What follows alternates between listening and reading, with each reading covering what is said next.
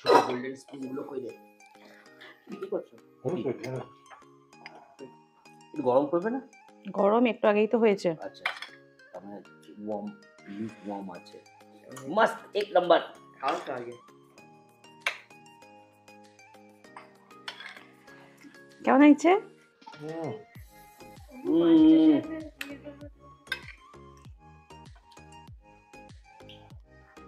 It's so yummy.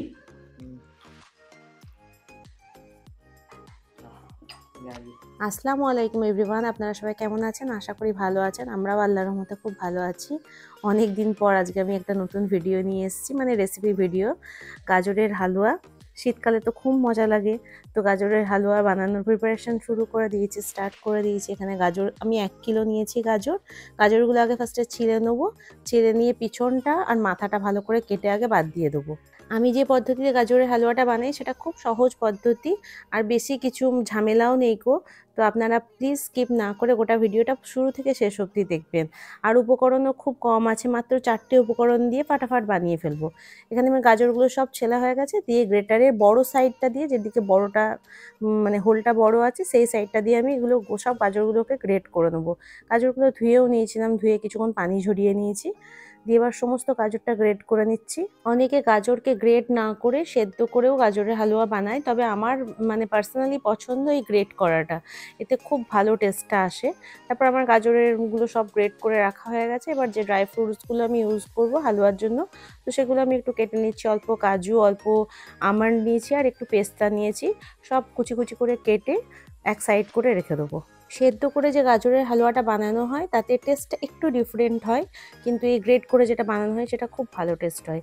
সেদ্ধ করে আমিও বানাই, কখনো আপনাদের সঙ্গে শেয়ার করবো ইনশাল্লাহ। যাই হোক, এখানে আমার পেস্তাগুলো সমস্ত কেটে রাখা হয়ে গেছে, এবার সব ড্রাই ফ্রুটস কাটার পালা শেষ।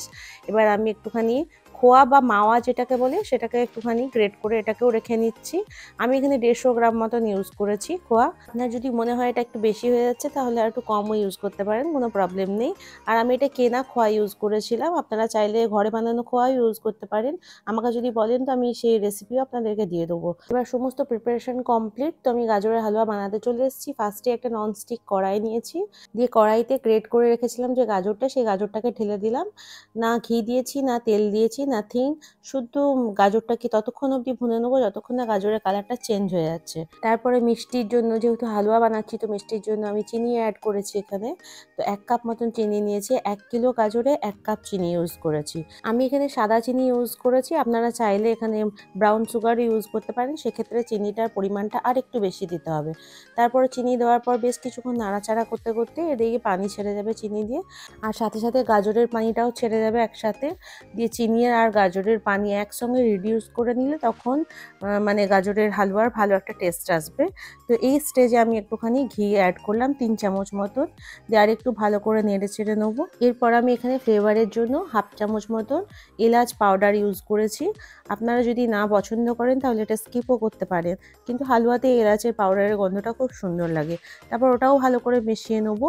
তারপর এখানে আমি দুধ অ্যাড করলাম।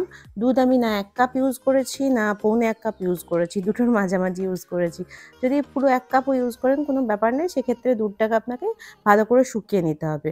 তো দুধটা ভালো করে শুকিয়ে আসলে তখন আমি এখানে যে ড্রাই ফ্রুটসগুলো কেটে রেখেছিলাম সেটা মিলিয়ে দিলাম, একটুখানি গার্নিশের জন্য বাঁচিয়ে রেখেছিলাম। এরপর লাস্টের দিকে আবার আমি 1 টেবিল চামচ মতন ঘি অ্যাড করেছিলাম, যাতে কি লাস্টের ঘিটা দিলে গন্ধটা খুব সুন্দর উঠে আসে। আমি যে প্রসেসটাতে করলাম আপনারা অবশ্যই খেয়াল করে দেখলেন, যেতে ঘি দুধ সবই খুব কম লাগে, কিন্তু বানিয়ে একবার দেখবেন খুব টেস্টি হয়।